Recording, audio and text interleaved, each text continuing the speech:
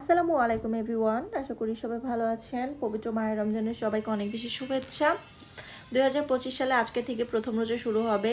So সবার উদ্দেশ্যে করাই ভিডিওটি, আশা করি সবাই ফুল ভিডিওটি স্কিপ না করে দেখবেন, কজ এই ভিডিওটা খুবই ইম্পর্টেন্ট এবং সবার উদ্দেশ্যে কিছু ইম্পর্টেন্ট রোজা সম্পর্কিত কিছু তথ্য আমি আপনাদের সবার সাথে শেয়ার করতে যাচ্ছি।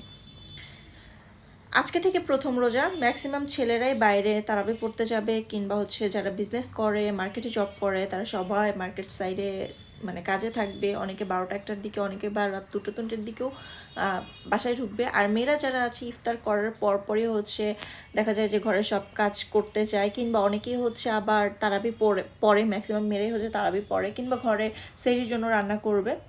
এই মোমেন্টটাই কিন্তু বাসা একদমই ফাঁকা থাকবে। বাসা ছেলে মানুষ বা পুরুষ মানুষ নেই বললেই চলে ম্যাক্সিমাম সবার বাসায়। সো এই মোমেন্টটায় আপনারা একটু সতর্ক থাকবেন। খুব ভালো মতো সবাই দরজার যে খিল বলে না, যাই হোক, দরজার যে খিল বা দরজাটা খুব ভালো করে আটকাবেন। কেননা হুটহাট কখন কে এসে যায় কেউ বলতে পারে না। যেহেতু ছেলেরা বাসায় বাইরে থাকবে, এই সময় চোর, ডাকাত, ছিনতাইকারী এরা কিন্তু বাসায় হানা দিতে পারে। এটা খুবই ইম্পর্টেন্ট প্রত্যেকটা মেয়ের জন্য। আর মেয়েরা যেহেতু এখন ঘরেও সেফ না, ঘরেও ডাকাতি, ধর্ষণ এটা সেটা শিকার হচ্ছে।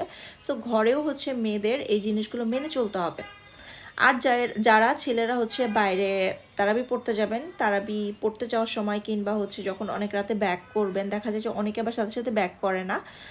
বাসার যারা কাজ শেষ হয়ে যায়, অনলি তারাবির জন্যই বাইরে থাকে, তাদের উদ্দেশ্যে কথা বলছি এটা।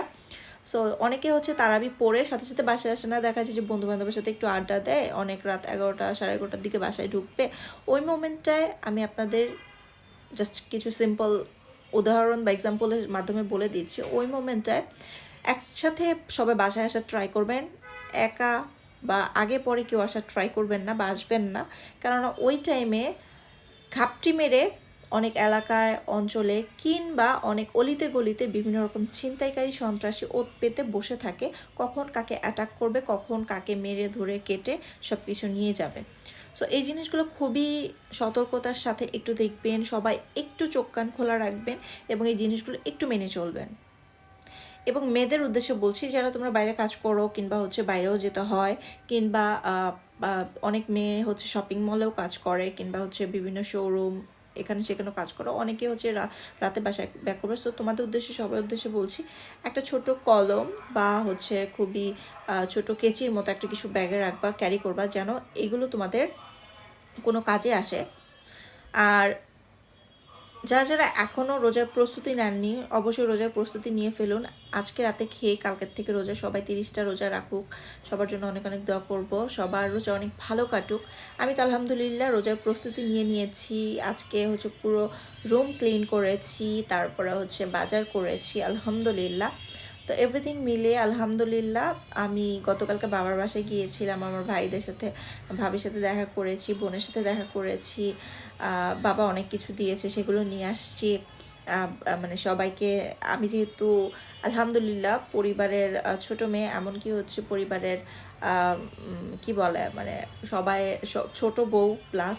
সো আমি সবাইকে সব কিছু নিয়ে খেতে, তারপরে একা না, সরি, একা কোনো কিছু করতে পারি না, সবাইকে সব কিছু বিলিয়ে দিয়ে কিংবা সবার সাথে সব কিছু ভাগাভাগি করে খেতে, সেটা যাই হোক না কেন আমি খুবই পছন্দ করি। অ্যান্ড এর জন্য আমাকে সবাই ভালোবাসে আলহামদুলিল্লাহ। সো সব কিছু মিলিয়ে এবারে রোজা আবার রমজানটা সবার ভালো কাটুক। আর কিছুদিন পরে, 1 মাস পরে আবার ঈদ। আমি তো খুবই এক্সাইটেড।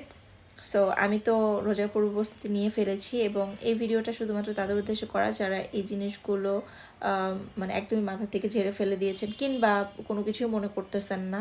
সো তাদের উদ্দেশ্যে করা এই ভিডিওটি। সবাই একটু সাবধান থাকবেন, সেফ থাকবেন এবং এই টিপসগুলো মেনে চলবেন।